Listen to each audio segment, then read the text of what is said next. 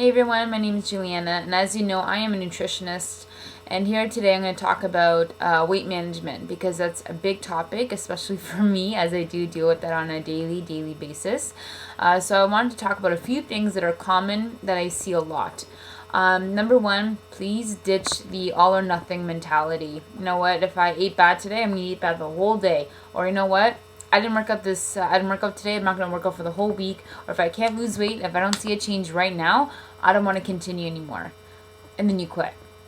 That's not good. So ditch all or nothing mentality. Always see the gray. So even today, even if you've made good healthy food choices and you weren't active, that's great. 80% of the time, think of the mentality of always doing things and being active, and things are going to benefit your health. That's 80% rule. 80-20 rule, I should say. So 80% of the time, do things that are going to benefit your health, whether it's eating well or being active. And 20% of the time, take care of yourself. If you don't want to be active, then don't. If you want to nurture yourself a little bit because you've been tired, you work hard, then go for it. That's fine. But don't sabotage all of your efforts. You're working so hard. Just keep going. Don't lose sight of your big goal. Every small thing makes a big difference, okay? Also, what I want to say is some portion sizes is key no matter what.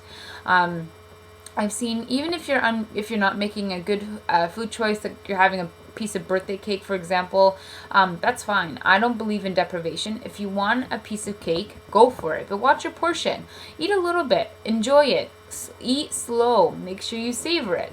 And that's it. Move on from it. And obviously, like again, don't sabotage yourself. If you felt like you ate well, and then you had a treat, that's fine. Treat yourself. But it doesn't mean that should be an everyday thing either. Right? So anyway, watch your portions when it comes to dinner, lunch, breakfast. Overloading the organs with big portions of foods is too much. That's how conditions occur, like the metabolic syndrome, high cholesterol, high blood pressure, and then therefore most common ones, diabetes, and therefore big weight gain, because when your body's trying to remove the blood sugars from your body, it converts it to fat, which is extra energy that we do require for any time we do exercise.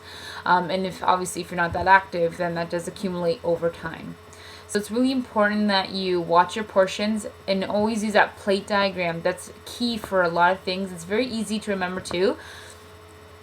Half your plate always full of vegetables. Quarter plate, the rest of the other quarter plate should be protein, and the other quarter plate should be full of carbohydrates. And obviously the high fiber carbs are better, like squash. You can even do have whole wheat whole wheat pasta salad, brown rice, little mixture you've composed. A sweet potato, a small baked potato, anything like that. Use your fists as a good recommendation as to how many carbs that you should have per meal. So portion sizes is really important. So half your plate vegetables. If you haven't gotten that, that's really important. If you go for seconds, then if you're hungry, you want to go for seconds, that's fine. Go for the vegetables and go for the protein. But try not to go for seconds on the carbs, just to save yourself from spiking up your blood sugars and causing excess calorie consumption. Drinking lots of water. As you're trying to lose weight, your body releases toxins from your fat cells that are shrinking. So drinking a lot of water also alleviates any bloating or any water retention you're feeling in your body. And that's a great way to keep nice and hydrated, especially during summer months and especially during times where you're active and needing those electrolyte replacements. So make sure you drink your water. Another thing I'm going to address is having fruit or anything carbohydrates at night, especially fruit. If you are eating carbs at night, your blood sugars are going to spike up. Your liver and pancreas are going to say, hey, what's going on here? And that causes your body to convert a lot of those high blood sugars because it has to get rid of it in some way, shape, or form, and will convert it to triglycerides and fats, etc. So, and that being said, try not to have any carbohydrate-rich snacks, especially fruit. Fruit's good in the day, not at night. And no crackers, popcorn. Please don't do that because you're also increasing your risk of pre-diabetes and diabetes. So that's important. Sleeping is also important. You have to try to make sure you're getting 7 to 8 hours every night. When you don't sleep, you're going into this loop feedback that's not very good for you.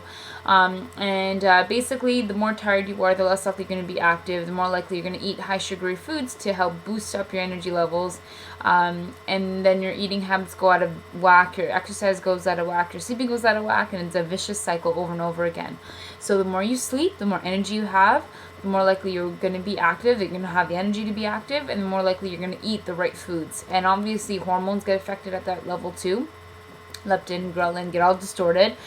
So to help make that regular and keep your hormones in check, that's why they say get your beauty sleep, because that's really important. Your cells recover.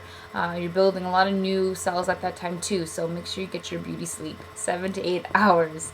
Exercise obviously is really important. You want to create a calorie deficit in your body. If you eat what you burn, you're going to stabilize your weight. There's going to be a plateau. Nothing's going to budge.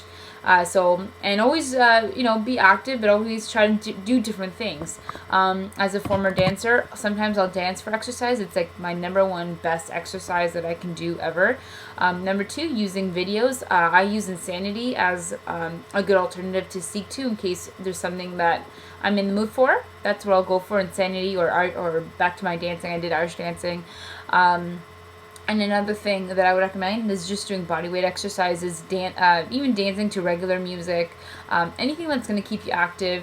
Sometimes even to relieve stress, I like to go for a nice hour-long walk. And sometimes I don't like to listen to music. I just want to listen to the birds chirping. I want to get that sun, get my vitamin D, and I feel way better. I think that's one of the best ways to unwind from a very busy day and a very hard day emotionally, in my perspective. So that's really important. And fruit, make sure you fruit in the day, like I said, not at night. That's really important. And try to track your food intake using media outlets like MyFitnessPal, Lose It, CalorieCount.com, things like that. By tracking your food intake, actually, I might also add paper and a pen. Because by tracking your food intake and things like that, you're more likely to be aware of good and poor food choices. So I found that a lot of people, when they record an unhealthy food treat or, ice cream and cakes and a muffin, etc., they don't realize how many calories there are. And that's fine. But that's why by doing the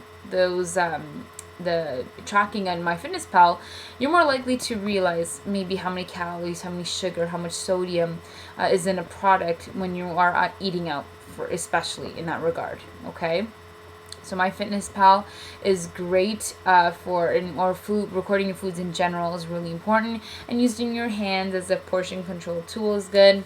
So remember that is your palm really is 3 ounces of protein. Your fist is for carbs. Your thumb is a tablespoon. Your tip of the thumb is your teaspoon. So that's really important. So lots of vegetables. Don't forget that.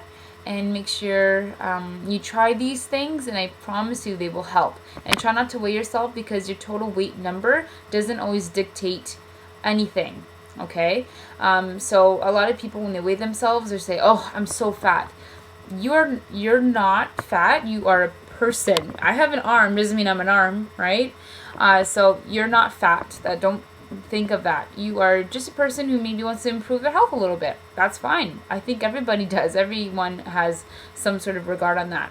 But anyway, weighing yourself does not dictate anything. The number on the scale, you have to realize that that's a total value of bones that you are, the organs that you have, the water retention, your muscle mass, the hair, sometimes even the clothes that you're wearing. Usually you should weigh yourself in the morning without any clothes on, not eating, just saying. But anyway, if you do weigh yourself in the day wearing clothes and you've been eating and drinking and you're retaining water, remember, those things all contribute to your weight. And everyone always fluctuates about 5 pounds throughout the day anyway. So keep that in mind. It's really important, okay? So for weight management, try all those things. I do have a blog posted on my website at julianacavalieri.ca. Thank you so much for watching. And if you ever need anything, just find me on my website, and I can answer any questions that you have. All right? Thank you.